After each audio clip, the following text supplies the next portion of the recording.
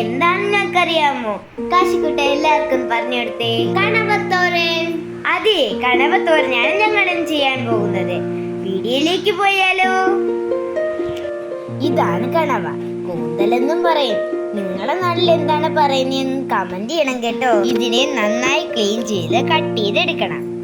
ചെറിയ ഉള്ളി, ഇഞ്ചി, വെളുത്തുള്ളി, പച്ചമുളക് എന്നിവ തയ്യാറാക്കി വെക്കുക.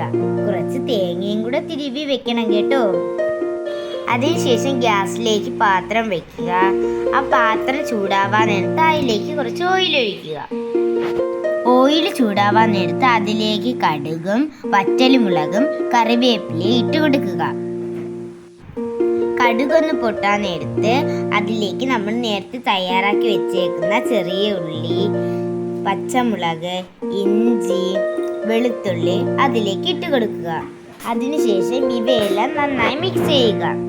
കുറച്ചു നേരം ഒന്ന് അടച്ചു വെച്ചിട്ട് തീ കുറച്ച് ഉള്ളി ഒന്ന് വാട്ടിയെടുക്കുക. ഈ നേരം മിക്സിയിൽ കുറച്ച് തേങ്ങ ഇട്ടിട്ട് അതിലേക്ക് മുളക് പൊടി ഇടുക. എന്നിട്ട് നന്നായി ഒന്ന് അരച്ചെടുക്കുക. വെള്ളം ഒഴിക്കാതെ വേണം കേട്ടോ ചെയ്യാൻ, ഒരുപാട് അരഞ്ഞു പോകരുത്. അടപ്പൊന്ന് മാറ്റിയതിന് ശേഷം അതിലേക്ക് മഞ്ഞപ്പൊടിയും കുരുമുളകും ഉപ്പും ഇട്ടിട്ട് നന്നായി മിക്സ് ചെയ്യുക.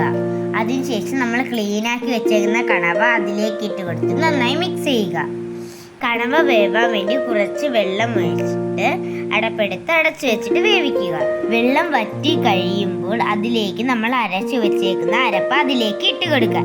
ഇട്ട് നന്നായി മിക്സ് ചെയ്യുക. അങ്ങനെ നമ്മുടെ കണവത്തോരൻ റെഡിയായി ഗായ്സ്. നമ്മുടെ കണവത്തോരൻ റെഡി ആയിട്ടുണ്ട്. ഇനി നമുക്ക് ഇതൊന്ന് ടേസ്റ്റ് ചെയ്ത് നോക്കാം.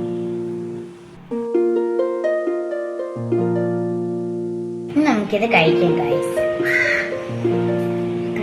കുറച്ച് കണവ.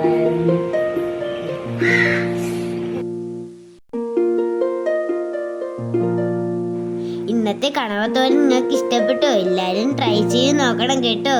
എൻ്റെ വീഡിയോ നിങ്ങൾക്ക് ഇഷ്ടപ്പെട്ടെങ്കിൽ ലൈക്ക് ചെയ്യാനും കമൻറ്റ് ചെയ്യാനും സബ്സ്ക്രൈബ് ചെയ്യാനും മറക്കരുതേ. അപ്പോൾ മറ്റൊരു വീഡിയോ കാണാം. Bye bye.